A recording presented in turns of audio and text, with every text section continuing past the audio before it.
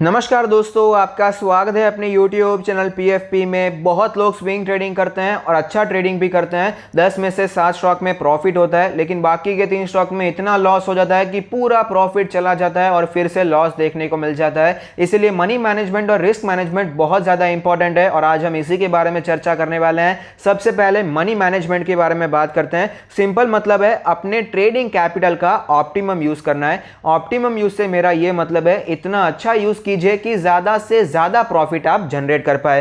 दो चीजें आपको पता होनी चाहिए, एक तो है मनी रोटेशन और दूसरा है पोजीशन साइजिंग। दोनों के बारे में डिटेल में चर्चा करेंगे। सबसे पहले मनी रोटेशन के बारे में बात करते हैं। सिंपल मतलब है आपके एक ट्रेड से प्रॉफिट कमाने में आपको कितना टाइम लगता है। 5 दिन, 10 दिन, 15 दिन, 1 महीना, 2 महीना, 3 महीना। ये हो गया आपका मनी रोटेशन का स्पीड। दो टाइप के मनी रोटेशन होते हैं, एक तो है स्लो मनी रोटेशन और दूसरा है फास्ट मनी रोटेशन।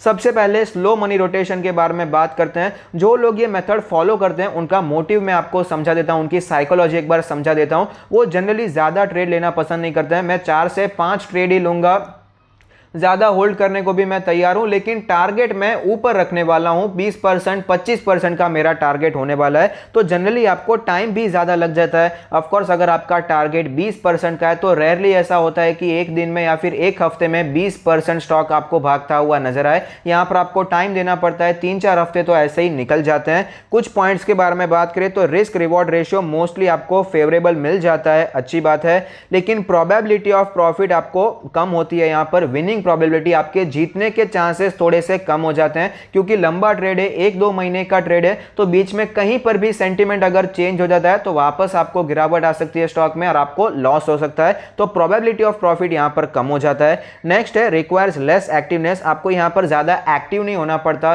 रोज रोज चार्ट देखने की यहां पर आपको जरूरत नहीं है। दूसरा है ज्यादा आपको ट्रेड नहीं करना पड़ेगा, ज्यादा बाय सेल नहीं करना पड़ेगा, तो आपके जो चार्जेस हैं वो भी कम हो जाते हैं। एक और चीज है कि मार्केट को आपके डायरेक्शन को फॉलो करना पड़ेगा। आपका डायरेक्शन क्या है, आपने स्टॉक में बाय पोजीशन बनाई है। ऑफ कोर्स स्विंग ट्रेडिंग में बाय पोजीशन ही बनती है, तो वहां पर आपने सोचा है स्टॉक ऊपर जाएगा तो मार्केट को भी वो फॉलो करना पड़ेगा। अगर निफ्टी 50 में सेलिंग चल रही है, भले ही आपका स्टॉक जो है ट्रेड वाला वो निफ्टी 50 में नहीं आता, लेकिन अगर सेंटीमेंट खराब है तो पॉसिबिलिटी ये होती है कि आपका स्टॉक भी नीचे आ सकता है। तो ये भी एक चांस होता है जो कि आप यहां पर ले रहे हैं। एक और पॉइंट है जो कि मैं आपको चार्ट पर दिखाने वाला हूं। जो लोग स्लो मनी रोटेशन का मेथड फॉलो करते हैं वो अनचार्टेड टेरिटरी में ज्यादातर ट्रेड नहीं करते हैं। उसका रीजन समझाऊंगा।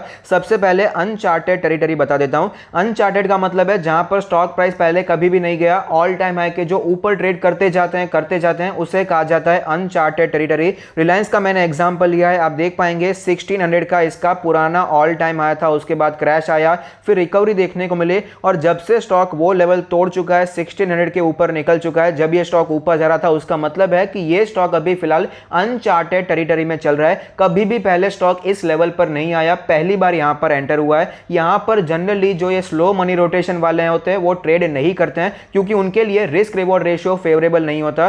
सिंपल रीजन है, अभी स्टॉक इतना ऊपर निकल चुका है, 1000 रुपए के लेवल से ऑलरेडी 1600 का लेवल देखने को मिला। सपोज वो यहां पर बाय भी कर लेते हैं, 20 डेज के मूविंग एवरेज को देखते हुए यहां पर वो बाय कर लेते हैं, तो बाद में स्टॉप लॉस यहां पर लग लिया, लेकिन टारगेट 20% ऊपर है, जिसके चांसेस जनरली कम होते हैं। ये तो एक्सेप्शन है कि मार्केट इतना दौड़ गया, रिलायंस इतना दौड़ गया, लेकिन मार्केट में जो पुराने हैं उन्हें पता होगा कि बहुत कम बार ऐसा होता है कि ऑल टाइम हाई लगाने के बाद स्टॉक कंटिन्यूअसली ऊपर जाता है। तो जनरली जो स्लो मनी रोटेशन होते हैं वो लोग फॉलो करते हैं सपोर्ट एंड रेजिस्टेंस को। स्टॉक का जब कंसोलिडेशन पीरियड चल रहा होता है तब वहां पर वो खरीदारी करते हैं। रिलायंस में आप देख पाएंगे ये जो पीरियड है, यहां पर ज्यादातर slow money rotation method follow करने वाले लोग ट्रेड करना पसंद करते हैं। वो लोग ये देखेंगे कि स्टॉक में ऑलरेडी काफी करेक्शन देखने को मिला है, 1800 के लेवल पर स्टॉक ने पहले भी 2-3 बार सपोर्ट लिया है, तो वो यहां पर खरीदना पसंद करेंगे। वो ये सोचेंगे कि यहां पर मैं खरीदूंगा, 2-3 महीने मुझे होल्ड करना पड़ेगा, कोई बात नहीं है, लेकिन स्टॉक का पुराना ऑल टाइम हाई क्या था, 2300 के आसपास का, तो ये स्टॉक हमें वहां तक जाता हुआ नजर आ सकता है। ये जब जाएगा तो मुझे 20% का प्रॉफिट हो जाएगा,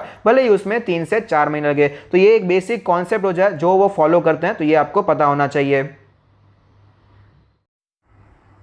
नेक्स्ट मेथड है फास्ट मनी रोटेशन मेथड, जहां पर मेन थॉट प्रोसेस होता है कि मार्केट का भरोसा नहीं है, मैं तो भाई ज्यादा होल्ड नहीं करने वाला, छोटे टारगेट रखूंगा, छोटा प्रॉफिट बुक करूंगा, लेकिन बार बार प्रॉफिट बुक करूंगा। ये मेन थॉट प्रोसेस होता है। यहां पर जनरली टारगेट रीच होने में ज्यादा टाइम नहीं लगता है। कुछ और पॉइंट्स के बारे में बात करें, risk reward ratio mostly favourable होता है, लेकिन in comparison to slow money rotation इतना ज्यादा फेवरेबल नहीं होता है। ये मैं आपको चार्ट पर समझाऊंगा। प्रोबेबिलिटी ऑफ प्रॉफिट हाई होती है, एक दो हफ्ते में कोई बड़ा मूवमेंट नहीं आने वाला, इसके प्रोबेबिलिटी ज्यादा होती है, तो ऑटोमेटिकली आपकी विनिंग प्रोबेबिलिटी भी बढ़ जाती है। 2 महीने में कुछ भी हो सकता है, लेकिन इन कंपैरिजन 2 हफ्तों में इतना बड़ा मूव नहीं आ सकता, तो ऐसे आपका जीतने के चांसेस बढ़ जाते हैं। लेकिन आपको ज्यादा एक्टिव होना पड़ता है, हर हफ्ते आपको नए ट्रेड्स ढूंढने पड़ते हैं। दूसरा है कि आपको ज्यादा ट्रेड करना है तो ऑफकोर्स चार्जेस भी बढ़ जाएंगे, ज्यादा बाय सेल कर रहे हैं तो चार्जेस आपको ज्यादा देना पड़ता है। लेकिन एक पॉजिटिव पॉइंट यह है कि मार्केट को ज्यादा देर तक ऊपर नहीं जाना पड़ेगा। अगर सेंटीमेंट सिर्फ 2-3 दिन 4-5 दिन भी अच्छा रहा है तो आपका ट्रेड सक्सेसफुल होता हुआ नजर आएगा। रिलायंस के चार्ट का एग्जांपल लेते हैं। यहां पर मार्केट ट्रेंड कर रही थी, रिलायंस ट्रेंड करता हुआ नजर आता था, 20 डेज के मूविंग एवरेज पर आता, सपोर्ट लेता, वापस आपको तेजी दिखाई पड़ती थी। तो यहां पर फास्ट मनी रोटेशन वाले एंटर हो सकते हैं। कैसे एंटर हो सकते हैं मैं आपको बता देता हूं। यहां पर आप देख पाएंगे रिलायंस ने फिर से यहां पर सपोर्ट लिया, 20 डेज के मूविंग एवरेज पर बाइंग हमें एमर्ज होती हुई नजर आई है। तो सपोज आपने 1600 के लेवल पर बाय किया और 1500 का आपका स्टॉप लॉस है। ये सब कैसे सेट करना है, क्या आपको अपनाना चाहिए टेक्निक, ये मैं आपको आगे आने वाली वीडियोस में बताने वाला हूं। फिलहाल यहां पर देख लीजिए 1600 बाय प्राइस है, 1500 आपका स्टॉप लॉस है। तो आप टारगेट क्या रख सकते हैं, 1700 रख सकते हैं, 1800 रख सकते हैं, उससे ज्यादा नहीं रख सकते, क्योंकि आपका मेन मोटिव ही क्या है, कम से कम टाइम में आपको ट्रेड से निकल जाना है। ज्यादा दूर का टारगेट रखेंगे तो ऑफ कोर्स आपको ज्यादा टाइम देना पड़ेगा। तो यहां पर ज्यादा से ज्यादा अब 1:1 का रेशियो या फिर 1:2 का रिस्क रिवॉर्ड रेशियो रख सकते हैं। लेकिन जब बात आती है स्लो मनी रोटेशन वालों की, तो आप देख पाएंगे यहां पर उनका सपोर्ट क्या है, सपोर्ट स्टॉक लेता है बार बार 1850 से करके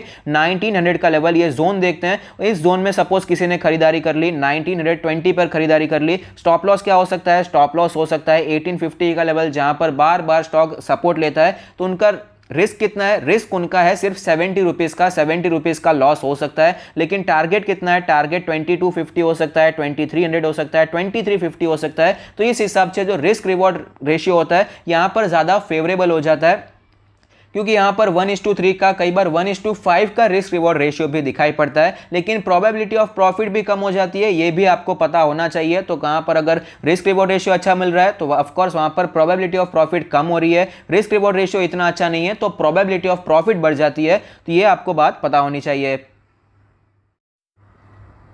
अब हम बात करने वाले हैं पोजीशन साइजिंग के बारे में। आप अपने कैपिटल को कैसे डिवाइड करते हैं, कितने स्टॉक्स में डिवाइड करते हैं, कितना एलोकेशन पर्टिकुलर स्टॉक को देते हैं, इसे कहा जाता है पोजीशन साइजिंग। 2 टाइप के हैं, हाई एलोकेशन और दूसरा है लो एलोकेशन। सबसे पहले हाई एलोकेशन के बारे में बात करें तो यहां पर ज्यादा कैपिटल कम ट्रेड्स में लगाया जाता है। जनरली एक स्टॉक में 20% का एलोकेशन किया जाता है। ये कोई हार्ड एंड फास्ट रूल नहीं है, लेकिन जनरली ऐसा होता है। और आपके ट्रेडिंग पोर्टफोलियो में ज्यादा से ज्यादा 5 स्टॉक्स लिए जाते हैं। कुछ पॉइंट्स के बारे में बात करें तो जो स्लो रोटेशन ट्रेड्स लेना पसंद करते हैं, जो लंबे ट्रेड्स लेना पसंद करते हैं, वो जनरली हाई एलोकेशन फॉलो करना भी पसंद करते हैं। और आपकी डिपेंडेंसी पर्टिकुलर स्टॉक पर बढ़ जाती है, 20% का वेटेज दिया होता है तो ऑफकोर्स आपकी डिपेंडेंसी वहां पर ज्यादा है और नए ट्रेड में एंटर होना आपके लिए डिफिकल्ट हो जाता है, क्योंकि कैपिटल आपका लॉक हो जाता है लॉन्गर पीरियड के लिए। आपने ऑलरेडी 4-5 स्टॉक्स लेकर रखे हैं 2-3 महीनों के लिए, तो जब तक वहां पर टारगेट रीच नहीं होता ऑफकोर्स वहां पर आपको दूसरा कोई ट्रेड मिलता भी है तो वहां पर आप एंटर नहीं हो सकते हैं। नेक्स्ट है कि आपको time to time stop loss trail करना पड़ता है। हमने देखा एग्जांपल में रिलायंस में सपोज किसी ने 1950 1920 में खरीदारी की, स्टॉप लॉस उनका था 1850 के आसपास का लेवल और फिलहाल स्टॉक 2200 चल रहा है, टारगेट से अभी भी 100 पॉइंट्स नीचे है। लेकिन उसका मतलब ये नहीं है कि स्टॉप लॉस आपको सेम रखना है, स्टॉप लॉस भी आपको ऊपर शिफ्ट करना होता है। तो टाइम टू टाइम ये भी आपको यहां पर करना पड़ता है। नेक्स्ट है लो एलोकेशन। यहां पर कम कैपिटल आपको लगाना होता है पर ट्रेड। आपके पास जितना कैपिटल है ज्यादा डिवाइड करते हैं, ज्यादा पार्ट्स में आप यहां पर डिवाइड करते हैं। जनरली पर ट्रेड 10% का एलोकेशन किया जाता है। और यहां पर मैं आपको बता दूं कि ये कोई हार्ड एंड फास्ट रूल नहीं है, लेकिन जनरली ऐसा किया जाता है। और मैक्सिमम 10 स्टॉक्स लिए जाते हैं। 1 लाख का कैपिटल है, 10-10 हजार के स्टॉक्स आप लेते हैं, ऐसे 10 ट्रेड्स आपके पास हो जाते हैं। और यहां पर जो फास्ट रोटेशन वाले ट्रेड्स होते हैं, ट्रेडर्स होते हैं, वो लो एलोकेशन पसंद करते हैं, क्योंकि उनको ज्यादा ट्रेड्स लेने हैं और फटाफट वहां से निकल जाना है। आपकी डिपेंडेंसी पर्टिकुलर स्टॉक से कम हो जाती है।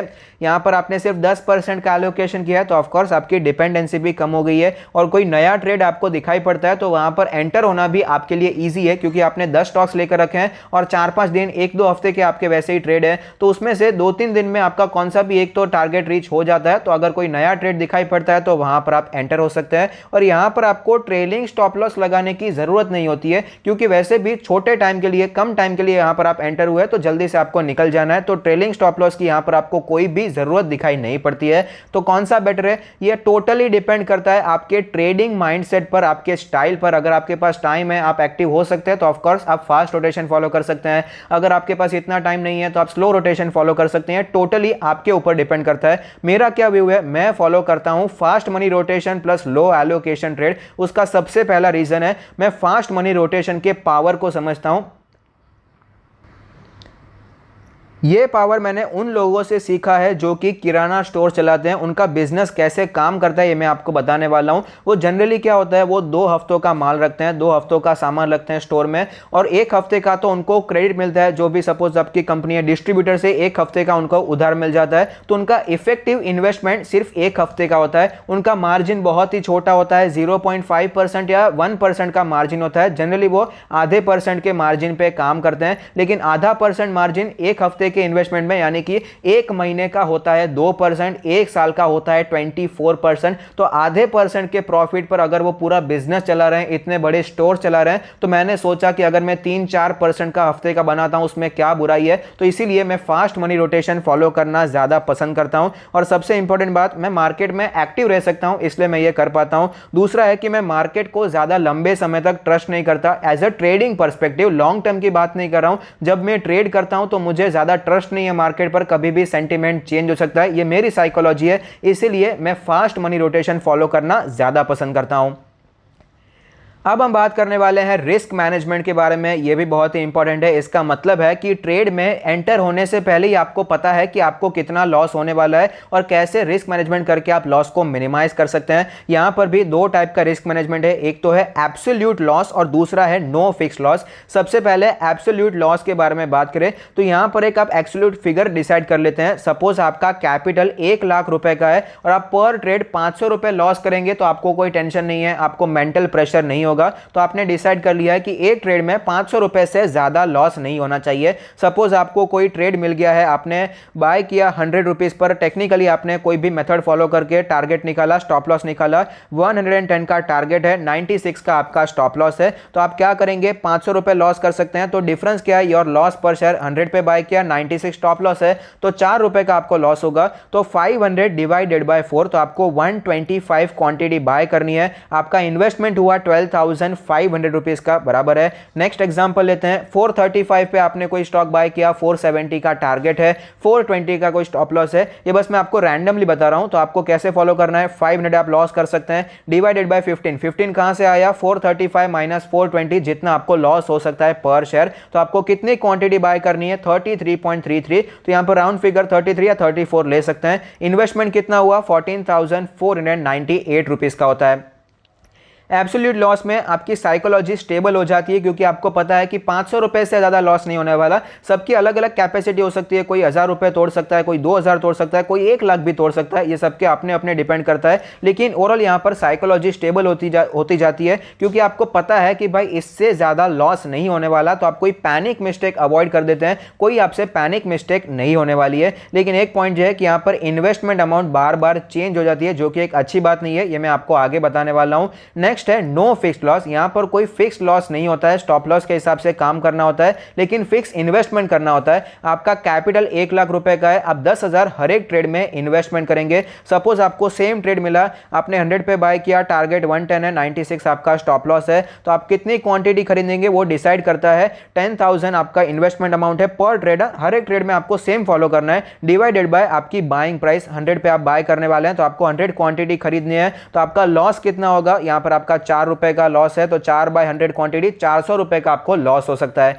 नेक्स्ट एग्जांपल, सेम एग्जांपल है, 435 पे बाय किया, 470 का टारगेट, 420 का स्टॉप लॉस। तो कैसे, कितनी क्वांटिटी लेनी है, कैसे पता करेंगे? 10,000 इन्वेस्ट करना है, 435 का बाइंग प्राइस है, डिवाइड किया तो 23 क्वांटिटी आती है और स्टॉप लॉस कितना है अपना 15 रुपए का, क्वांटिटी कितनी 23 की, तो लॉस हो सकता है आपका 345 रुपीज का। तो यहां पर स्ट्रॉन्ग ट्रेडिंग माइंडसेट होना बहुत ही ज्यादा जरूरी है क्योंकि लॉस यहां पर डिफर हो जाता है। ये एग्जांपल में आपको लॉस कम दिखाई दे रहे हैं उस पहले वाले एग्जांपल से, फिक्स लॉस के हिसाब से आपको यहां पर कम दिखाई पड़ता है, लेकिन ऑफ कोर्स प्रॉफिट भी कम हो जाता है क्योंकि वहां पर इन्वेस्टमेंट कितना था, एक ट्रेड में 12,500 का था, 15,000 का था, लेकिन ये दोनों ट्रेड में आपका जो इन्वेस्टमेंट है वो सेम 10,000 का है। इन्वेस्टमेंट आपका सेम रहना बहुत ही ज्यादा जरूरी है।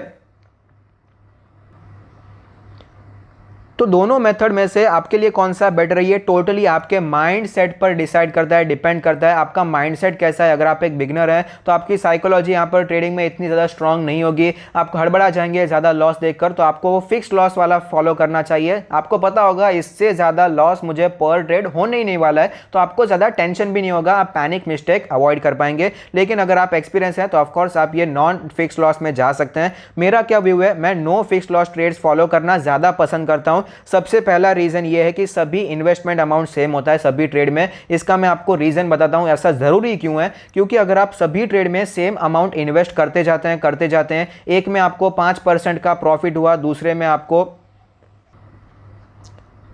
जो भी प्रॉफिट या लॉस होगा वह पूरा 10,000 के इन्वेस्टमेंट अमाउंट पे होने वाला है। लेकिन अगर आप दूसरा मेथड फॉलो करते हैं जहां पर इन्वेस्टमेंट अमाउंट बार बार चेंज हो जाता है, तो यहां पर प्रॉब्लम एक बार देख लीजिए। सपोज आपने 12,000 जो इन्वेस्टमेंट किया, 12,500 वाला ट्रेड था, वहां पर आपको प्रॉफिट हो गया, अच्छी बात है, 5% का आपको प्रॉफिट हुआ। लेकिन जो दूसरा ट्रेड है जहां पर आपने 14,500 इन्वेस्टमेंट किया है, वहां पर आपको सपोज 2-3% का भी लॉस हो गया, तो डिफरेंस बहुत ही बड़ा हो जाएगा क्योंकि 2-3% 14,500 पे लगने वाला है और जो आपका प्रॉफिट है वो 5% 12,500 पे लगने वाला है। तो ये डिफरेंस एट लास्ट आपको बड़ा होता हुआ नजर आता है, इसीलिए सेम इन्वेस्टमेंट अमाउंट मैं फॉलो करना ज्यादा पसंद करता हूं। और दूसरा रीजन ऑफ कोर्स मैं काफी समय से ट्रेड कर रहा हूं तो ट्रेडिंग माइंडसेट भी मेरा स्ट्रांग होता है। तो ये रीजन है जिसके कारण मैं नो फिक्स लॉट ट्रेड करना ज्यादा पसंद करता हूं। तो अगर आपको वीडियो अच्छा लगता है तो प्लीज कोई फीडबैक दीजिए। Thank you, stay happy, happy investing.